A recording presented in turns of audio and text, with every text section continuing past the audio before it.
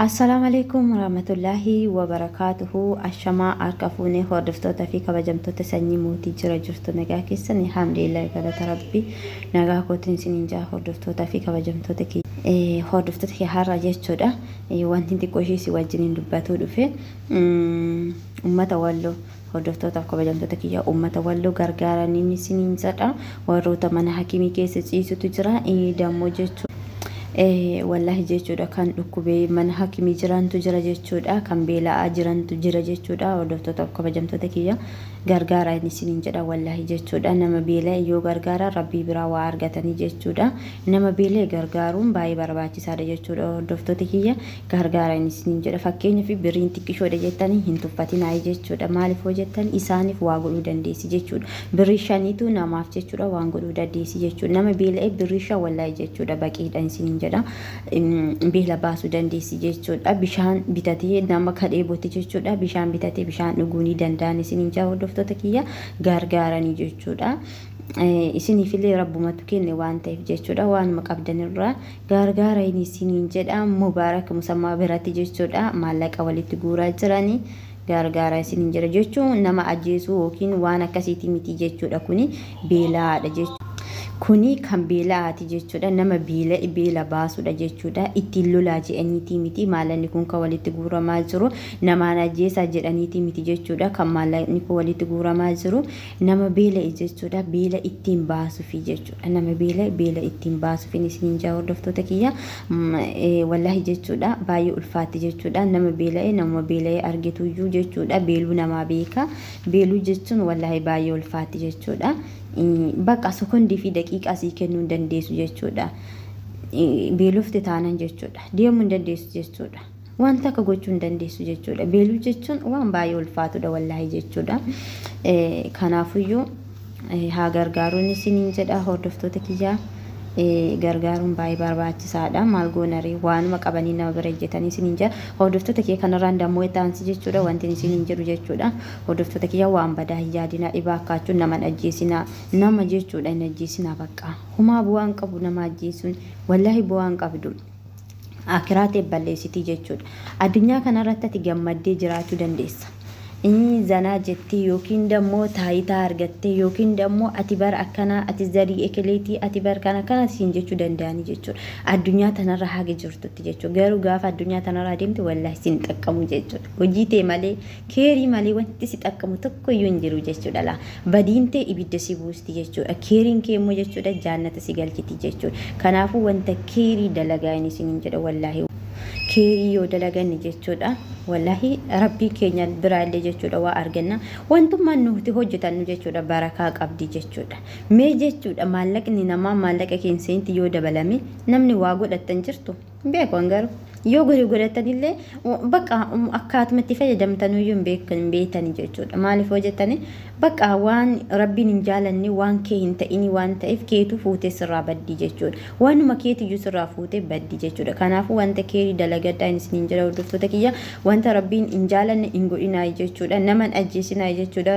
ruuhii jechuudha rabbiin nu keessa kaayatan guyyaa ofii barbaade inni dhufee fuudhaa jechuudha ruuhii rabbiitu nu keessa kaaye subhanallah rabbitu jechuudha foon keenya kana keessatti ruuhii hafuufee jechuudha ruuhii ofii tanammoo jechuudha foon keenya kanatu jechuudha asitti basabbasee bada malee ajaa'ib bada malee jechuudha ruuhiin teenya rabbiin nu keessa kaaye rabbiin nu keessaa fudhataa jechuudha.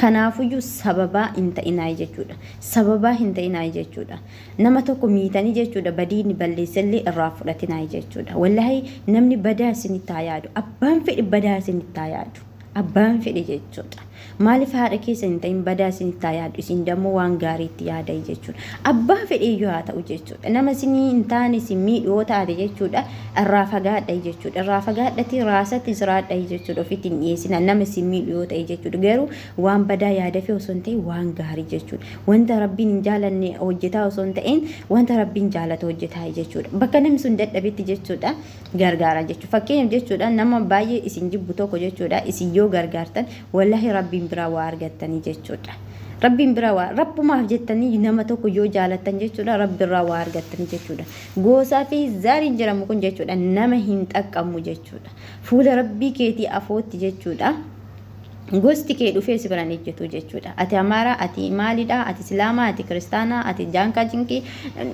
kun si biraan hin hojjetu jechuudha. Hin hojjetu. Akka hojii keetiitiin jechuudha. Akka ati rabbii keetiif ejjette, akka ati rabbii keetiif hajajamteef jechuudha. Subhaanallah. Rabbiin jechuudha. Hojii kee hunda sii qabee jechuudha. Miizana irra sii kaa'ee jechuudha. Miizana keetiin tartaa jechuudha. Yookiin karaa ibiddaa yookiin dammoo karaa jannataa jechuudha. Namni jannata galu addunyaa tanarraa mee nama meeqa kamtu jira? Maal hojjetaa oollame? Maaluma hojjetaa oollame? Ramadaana keessa illee namni tokko nama arrabsa. Garuu gizee hundaayyuu nama arrabsuun iyyuu sirrii miti. Garuu gizee hundaa jechuudha. Ramadaanuma kana keessa illee mee gadi jedhaa jechuudha. Mataa gadi qabadhaa jechuudha. Wanta rabbiin keessan jaalatu hojjedhaa jechuudha. Wallahi rabbii keessan sodaa rabbii keessanii isin keessa haa jiraatu jechuudha. Namni rabbii sodaatu nama akkamitti beektani? Nama jechuudha rabbii ofiitti dhiyaatudha jechuudha. Nama rabbii ofiitti dhiyaatu, nama quraana rabbii nama rabbiidhaaf hajajamu jechuudha. Nama wanta rabbiin irratti hajaje godhu sun jechuudha. Rabbii ofii sodaataa deema jechuudha. Fakkeenyaaf namni quraana yoo qaraate jechuudhaati hadadaa sodaataa deemta. Amantii ma fedhe yoo haa ta'u jechuudha. Waa'ee amantii keetiisa yoo barataa deemtu jechuudha. Hadaduma barataa deemtu jechuudha. Ati rabbiin sodaachuutti dhuftaa jechuudha. Rabbii kee kana sodaataa jechuudha. Sodaasi keessatti argamaa jechuudha. Maaliif bakka rabbiin akka waan hunda namni tokko wanta akka waan rabbii faantiin arginetti fakkaata jechuudha. Akka rabbii si argu waan hundumaa jechuudha. Amantii keetirraa baratuu dandeessa jechuudha. Amantii keetirraa baratuu dandeessa. Amantiin kumuyyuu ima barsiisa jedheetiin yaadaani akka kiyyatti jechuudha. Maaliif waan hundumaa jechuudha ima jira jedheetiin yaada. Kanaafuyyuu jechuudha wallahi jechuudha. Hundumti keessan amantii keessanitti jabaadhaa waa'ee amantii keessanii baradhaa jechuudha. Wanta rabbiin haraama godhaatii irraa fagaadhaa jechuudha. Wanta rabbiin dammoo halaala godhe akka halaalinati isaatitti hojjedhaa isiniin jedha. Wallahi jechuudha. Addunyaan tuni kantuudha jechuudha. Addunyaan tuni kantuudha jechuudha. Isinin baastu jechuudha. Rabbii keetiin masakamte jechuudha. Rabbii kee jala deemtu si baasaa jechuudha. Wanta rabbiin jaalatu hojjetuutu si baasa jechuudha. Lubbuu namaa baasu maallaqaaf jettanii maali qabeenya yoo beeloftanii jechuudha. Beeloftanii hatoo osoo hin ta'in kadhadhaati nyaadhaa jechuudha. Nama tokko ajjeestanii osoo hin ta'in osuma ajjeesin iyyuu baarra yoo beelofte jechuudha namarraa fudhatanii nyaachuun hima jiraa bara. Yoo beelofte jechuun waan nyaatu hin dhabdee namni biraammoo yoo si biratti nyaataa jiraate jechuudha. Osoo lubbuun baasin lubbuu baasuun haraama. Wallahi lubbuu namaa baasuun haraama. Rabbiin irraa isin gaafatan isiniin jedha. Addunyaa kantu tanaa jettanii addunyaa jechuudha boru keessa deemnu. Guyyuma biraa osoo bar guyyuma deemnullee beekne maashaallah wallah. Guyyuma deemnullee beeknu bar. Guyyaa addunyaa tanarraa deemnullee beeknu bar. Yookiin amma tanaa du'uu hin danda'a. Sa'aatii sekondii takkaan boodatti du'uu hin danda'a. Hin beeku jechuudha. Wanta addunyaa boru gannee biraa deemnu tana guyyaa gannee biraa deemnu jechuun beekne tanaa jenne wallahi jechuudha. Mana keenya kan zalaalamii mana keenya jechuudha kan idimee likkii keessa jiran mana ergisaa mana kiraa tanaaf jennee jechuudha. Mana keenya zalaalamii san dhabuu hin qabnu jechuudha. Ibidda keessa bu'uu hin qabnu jechuudha. Waa balleessuu namaaf na walitti oofu wanta kanarraa fagaadhaa hordoftoota kabajamtoota kiyya wallahi jechuudha. Namni badaa isiniif yaadu namni boolla isinii haaqutu boolla sana ofumaa isaatiitti taraa jechuudha. Isin rabbii keessanii dhiyaatan taanan jechuudha. Kara rabbii keessaniitti kalooftan taanan jechuudha. Homtuu isin hin danda'u. Homtuu jechuudha. Hamtuu fedhan yoo dalagan jechuudha. Hamtuu feete yoo isinitti hojjette jechuudha. Isin irratti hojjetuu hin danda'u jechuudha. Omaayyuu isin godhuu hin danda'u jechuudha. Maaliif hojjettanii nama rabbii wajjin hin jiru jechuudha. Maashaallah nama rabbii wajjin hin jiru homtuyyuu hin danda'u jechuudha. Lammatoo bamatoo ta'eetiin isinitti taasisan nama rabbii wajjin hin jiru namni uma takka gochuu hin danda'u. Uma takka jechuudha. Nu jechuudha nama har'a jiraanne jiraachuu baannee keenyayyuu hin beekne kana bullee buluu keenyayyuu hin beekne kana jechuudha. Nama rabbii wajjin hin jiru namni kamnuyyuu homaa gochuu hin danda'u. Isiniin jira sheexaanuyyuu itti dhiyaatu hin dandeessu jechuudha. Nama rabbii wajjin hin jiru sheexaanuyyuu itti dhiyaatu hin dandeessu jechuudha. Wanti tokko homaa isaa gochuu hin danda'u jechuudha. Hordoftoota kabajamtoota kiyya kanaafiyyuu jechuudha karaa rabbii keessanii dhiyaadhaa rabbii keessan kadhadhaa isiniin jedha. Wanta isinitti ulfaate hunduma isaatuyyuu karaa rabbii keessanii fidaa jechuudha. Karaa namaa osoo hin ta'in jechuudha. Rabbii keessan kadhadhaa jechuudha. Karaa rabbii keessanii fidaa isiniin jedha. Wanta gaafii isinitti ta'ellee jechuudha rabbii keessan gaafadhaa jechuudha. Salaata keessan salaata keessatti jechuudha. Rabbii keessan gaafadhaa isiniin jedha. Maal hojjetan deebii argattanii jechuudha. Deebii gahaa argattanii jechuudha. Rabbiin isinii deebisaa jechuudha. Rabbiin akka namaatii miti jechuudha. Rabbiin namni jechuudha gabanaa namaaf hin dhoysu jechuudha raasaa baasii nama himaa jechuudha nama tawaaradaa jechuudha argitanii rabbiin garuu akkasii miti jechuudha wanta gaafisitti ta'e hunda isaa si deebisaa jechuudha karaa si jala jallate hunda isaa si sirreessa jechuudha waan ati isatti dhiyaatudha jechuudha wanta addunyaa kanarra dhuftee beekudha jechuudha tokkoffaadhaan wanta addunyaa kanarra dhufteefati rabbii kee beekee rabbii keetiin masakamuu rabbii keetiif wanta rabbiin kee godhisiin jedhe godhee jiraachuudhaaf jechuudha saniin alatti qoonqoo ofiisaati uume kana waan ofiisaati jechuudha rabbiin jechuudha addunyaa kanarratti nuuf kenne kana jechuudha nurraa fudhatu jechuudha innaa kanaafuyyuu rabbi keessan kadhadhaa rabbi keessan dhiyaadhaa haadha fi abbaa keessan kabajaa isiniin jedha kabaju bichaalee osoo hin ta'in gargaara isiniin jedha gargaaru bichaalee osoo hin ta'in du'aa illee irraa fuudhadhaa isiniin jedha haadha fi abbaa keessan jechuudha warri haadha fi abbaa keessan jechuudha jiran jechuudha addunyaa tanarra jirani wallahi jechuudha du'aayin akka haadha fi abbaa hin jiru jechuudha keessayyuu abbaa jechuudha abbaa du'aayi isin haa godhu baay'ee gaariidha jechuudha haatillee akkasuma jechuudha wallahi haatillee jechuudha du'aayi isiniif haa gootu jechuudha haati yoo isinittillee qabamte jechuudha haati garaa laafti irra isinii tarti jechuudha abbaan garuu akkasii miti jechuudha abbaan akkasii miti abbaan garaa jabaata waan ta'eef jechuudha garuu ilmoo ofiititti namni garaa jabaatu hin jiru waan ta'eef garuu sanumaayyuu ta'e jechuudha abbaa keessan jechuudha dhiifama gaafadhaa haadha keessanillee dhiifama gaafadha du'aayi akkasinii godhu jechuudha osoo lubbuudhaan jiranu jechuudha gaafa lubbuudhaan tara wallahi bootaa argattanii qabdanii jechuudha isinitti dukkanaa guyyaa kanatti isinitti dukkanaa jechuudha kanaafiyyuu warri haadhaaf abbaa qabdan jechuudha haadhaaf abbaa keessan du'aayi godhadhaa jechuudha waan namni tokko wanta haadhaaf abbaatu warra hin beeknetu jira jechuudha kana haadhaaf abbaan keessan jechuudha ulaa jaannataati jechuudha balbala jaannataati jechuudha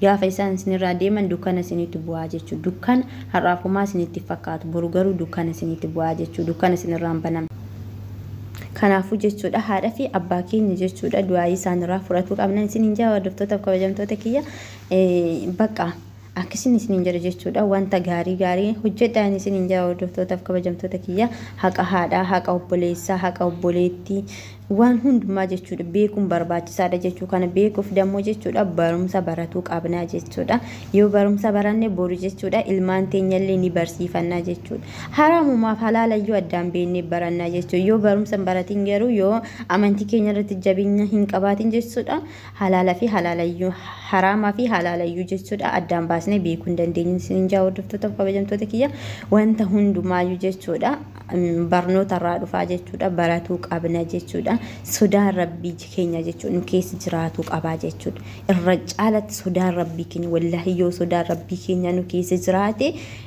wanta hundinuyyuu nu qallalaa jechuudha wanti hundi isaatiyyuu jechuudha sodaan rabbii keenya kun nu keessa jiraatu qabaa jechuudha wanta hundumaa wanta goona hundumaa jechuudha rabbii keenyaaf jecha gochuu qabnaa jechuudha wanta hundumaa fakkeenyaaf obboleessi kee tokko yoo sitti baddale jechuudha yoo si obboleessi kee yoo sitti balleessi obboleettiin kee yoo sitti balleessite jechuudha irraa fagaachuu jibbuu hamachuu osoo hin ta'in jechuudha keessayyuu hamiin baay'ee badaadha hordoftoota kabajamtoota kiyya gorsaati deebisaa jechuudha namni hin deebi'a waan ta'eef namni balleessine hin jiru waan ta'eef jechuudha irraa fagaatiin ayin isiniin jedha irraa fagaatanii wannoo jechuu osoo hin ta'in jechuudha gorsitanii deebisuu dandeessanii jechuudha gorsaati deebisaa nama badii qabu tokko nama kamiyyuu haa ta'u obboleessaaf obboleettillee haa ta'u baattu namni hunduu jechuudha nuti obboleeyyanii jechuudha rabbitu obboleeyyan godhee nu uume jechuudha wal biratti kanaafiyyuu nama badii qabu tokko gorsaa jechuudha gorsaati deebisaa jechuudha hinamatina jechuudha nama hamatuun baay'ee badaadha jechuudha rabbiin boru irraa isin gaafata qixa waan jechuudha foon nama sanii ati boccooxee nyaatteti jechuudha hanga namni sun dhiifama sii godhutti jechuudha dhiifamni siif hin jiru jechuudha dhiifamni siif hin jiru waan rabbi yoo balleessite rabbii keetti deebitee tooybattee rabbii keetirraa waan argachuu dandeessa jechuudha geeruu waan namaa kana jechuudha baay'ee ulfaata jechuudha maaliif hanga abbichi dhiifama sii godhutti ati wannoon argattu jechuudha dhiifaman argattu jechuudha sirratti katabamti jechuudha badaadha jechuudha wanta hojjettan hundumaayyuu isin harkaa balleessiti jechuudha keerii dalaydan hunda isaatuyyuu isin harkaa fudhatti jechuudha hordoftoota kabajamtoota kiyya hanga nama isinitti dubbadhe kanatti jechuudha yoon badii qabaadhe dhiifama naa godhaa isiniin jedha muddamaatiin isinitti haasaa jiralleeni madaaminti jechuudha na waamaa jirti wallaahi muddamaa haasaa jira kanaafuyyuu wantan amma haasee kana keessatti yoon badii qabaadhe dhiifama naa godhaa dhiifama hordoftoota kabajamtoota kiyya sheer laayik gochuu hin dagatinaa isiniin jedha asumaan na bira jedhaa na jajjabeessaa isiniin jedha sanyii mootii akkasii